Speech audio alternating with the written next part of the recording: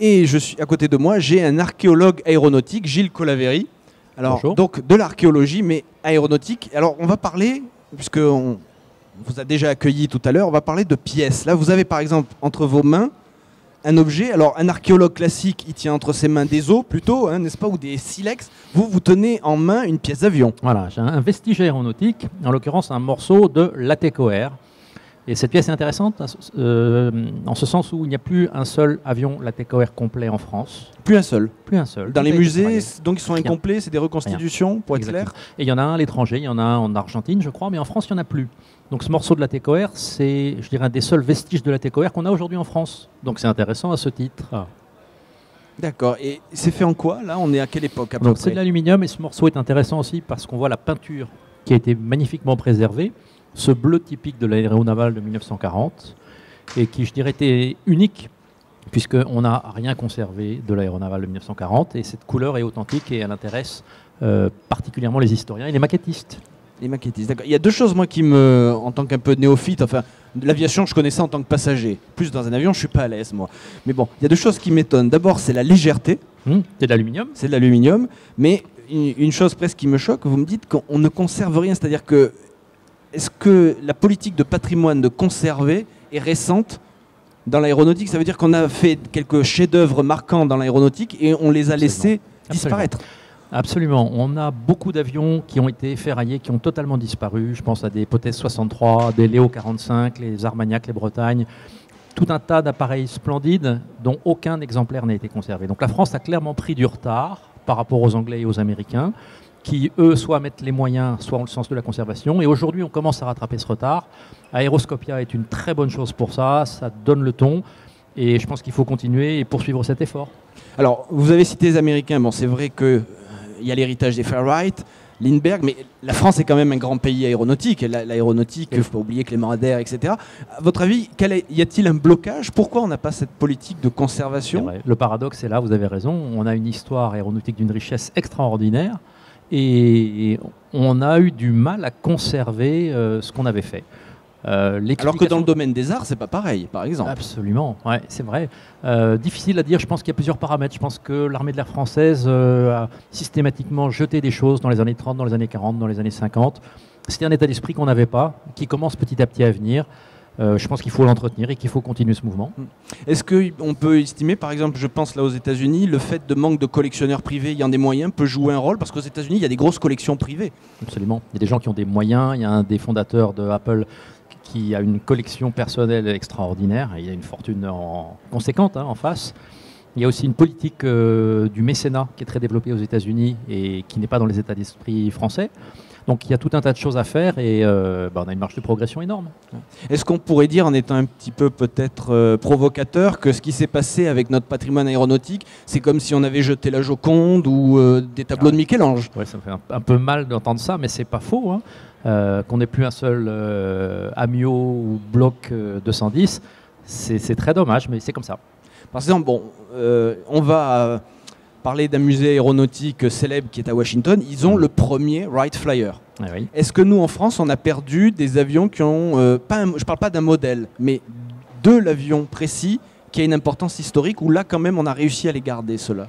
Ah oui, on a le point d'interrogation, on a l'oiseau canari, on a quand même des mythes de l'histoire de l'aviation française qui ont été préservés, et heureusement. Première traversée de la Manche, on l'a toujours celui-là ou... Alors le Blériot 11 de notre ami Blériot, est-ce que c'est celui-là? Je ne sais pas dire, c'est une bonne question. Enfin, on a un Blériot 11. On a un Blériot rose, mais pas forcément celui qui a traversé la Manche. Donc un travail énorme, et vous, votre travail quotidiennement pour arriver à sauver ces avions, où malheureusement vous les retrouvez en vestige, je dirais, quelles sont les qualités à avoir? Je pense qu'il faut être extrêmement prudent quand on déterre.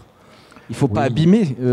Oui, alors il y a tout un tas de choses qu'il faut prendre en compte. Je pense qu'il y a l'aspect d'abord administratif qui est lourd et contraignant, mais qui est un must pour avoir la légitimité. Donc les autorisations administratives qui vont bien.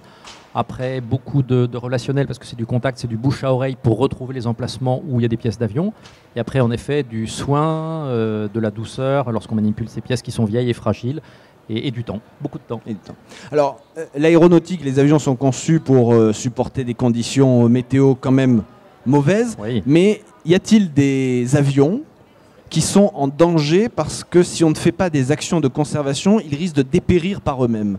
Oui. Des matériaux qui s'abîment, je pense aux avions anciens en bois ou en toile par exemple. Même en aluminium, les avions qui sont à l'extérieur et qui ne sont pas protégés sont victimes des intempéries. Je pense à la collection des ailes anciennes qui est en face d'Aeroscopia, où il y a beaucoup de pièces très belles, mais qui ne sont pas protégées de la pluie, de la grêle, et qui souffrent du temps. Donc un toit pour ces avions. Un toit pour ces avions. Alors, dans les mesures qu'on peut faire pour conserver ces avions, un toit, y en a-t-il d'autres? Par exemple, faut-il repeindre? Y a-t-il des mesures à prendre de conservation? Absolument. Voilà. Un toit et la peinture et la restauration, c'est-à-dire arrêter la corrosion avant de repeindre. Donc c'est du travail et des financements, de l'argent. Est-ce qu'en archéologie aéronautique, vous rencontrez par exemple un débat qu'il y a parfois chez les gens qui rénovent les œuvres d'art? C'est-à-dire à partir de quel moment on conserve l'œuvre et on la rénove, et à quel moment on est obligé de la refaire et finalement peut-être qu'on franchit une étape et ce n'est plus l'œuvre? C'est une très bonne question. Je pense que c'est une question d'interprétation personnelle. Je me suis retrouvé souvent face à ce dilemme en disant est-ce qu'on laisse la pièce dans l'état ou est-ce qu'on la restaure? Je pense que l'important c'est l'équilibre, c'est-à-dire de pouvoir exposer quelque chose qui parle au public, donc à la fois conserver l'aspect original, mais en même temps pouvoir montrer quelque chose qui parle aux gens qui la voient. Donc il y a une touche personnelle dans la rénovation. Oui, il y a presque une interprétation d'artiste, on peut dire. Quelque part, oui, c'est vrai, absolument. Ouais. Alors, on va parler d'histoire concrète. Donc, ce morceau, vous l'avez trouvé où? Alors, celui-là, on l'a trouvé... Qu'est-ce qui vous a amené à le trouver? Il y a eu un travail d'enquête, vous saviez que l'avion était tombé là. Comment vous en êtes arrivé là? Alors, c'est exactement ça, c'est un travail d'enquête. C'est-à-dire qu'on part d'une information simple, tel avion est tombé dans tel village. Point. Et l'information, vous la trouvez où? On la trouve par le bouche à oreille, par quelqu'un qui m'envoie un extrait d'un livre ou dans un ouvrage. Donc, on part d'une information simple. Et à partir de là, on prend son téléphone et on va sur le terrain. On appelle la mairie ou les gens qui habitent près de ce village et on va les voir. Et on pose des questions, on se renseigne. Donc c'est un travail d'enquêteur. On fait parler les personnes âgées qui, typiquement, avaient 15-20 ans dans les années 40 et qui peuvent se souvenir de l'endroit où cet avion est tombé. Après, donc, la localisation elle-même. Donc aller sur le site, c'est-à-dire trouver l'endroit exact où l'avion est tombé. Celui-là, il a fallu 3 jours de marche dans la montagne avant de le trouver. Donc 3 jours. 3 jours complets. Mais on l'a trouvé. Et en fait, je dirais, la récompense était à la hauteur des attentes, puisqu'on a trouvé des pièces comme celle-ci dans un état extraordinaire. Après, c'est un travail d'Internet, d'enquêteurs qui s'appuient sur des compétences de personnes qui sont aux 4 coins du monde. On a appris à connaître des gens qui sont spécialistes dans leur domaine, dans tel avion, tel pilote, telle histoire, et on va les contacter pour remettre ensemble les pièces du puzzle et reconstituer l'histoire de cet avion-là. Alors, à quoi ressemble un crash d'avion? Parce que moi, néophyte, il me semble incroyable qu'il puisse y avoir dans la nature un avion qui s'est écrasé et que personne ne s'en rende compte. On imagine la carcasse à peine rouillée, et puis pourquoi personne ne fait attention? Ça ressemble peut-être pas du tout à ça. Si vous saviez le nombre d'avions qui sont tombés et qu'on a oubliés, il y en a des centaines. Mais il n'y a aucune trace visible à l'œil, ou c'est très rare. C'est dans la terre. Enfoui, vous voulez dire dessous? Oui, dans la terre, voilà. Donc, on peut trouver des cas très divers. On peut trouver, comme celui-ci, un avion où il y a des pièces qui affleurent. À l'œil nu, on peut les voir, mais c'est rarissime. La plupart du temps, ce sont des pièces qui sont enfouies dans la terre et pour lesquelles il faut un détecteur de métaux pour les retrouver. Ça marche sur l'aluminium, le détecteur de métal? Bien sûr. Par magnétisme, l'aluminium est amagnétique un petit peu. Oui, mais sur un détecteur, on a des fonctions qui permettent de sélectionner le métal qu'on cherche et ça marche très bien. Et par quel mécanisme ça s'enfouit? Bon, il y a l'impact, mais après, c'est l'érosion, des glissements de terrain qui recouvrent. Voilà, il y a aussi la charrue, souvent dans les champs, qui malheureusement est très nocive pour les pièces parce que la charrue est très brutale, tord les pièces et les abîme inexorablement. Alors qu'un avion qui est tombé dans une montagne où il n'y a pas de labour, la pièce reste comme elle est, comme celle-ci. Une pièce qui a été labourée, typiquement, serait plutôt comme ça. Ouais, tout à fait. Voilà. Cette pièce a fait tourner. Donc celle-là, elle a été tordue. C'est pas l'impact, c'est le labour. Il y a les deux. Il y a l'impact et il y a le labour. Donc l'idéal, c'est de trouver un avion dans un endroit qui n'a pas été atteint par l'homme. Donc dans un endroit reculé. Parce que là, on a le maximum de chances de trouver de belles pièces. Quel est l'avion, je dirais, que vous avez retrouvé, ou des pièces que vous avez retrouvées dans l'endroit le plus inattendu, peut-être, dans votre chasse aux avions perdus?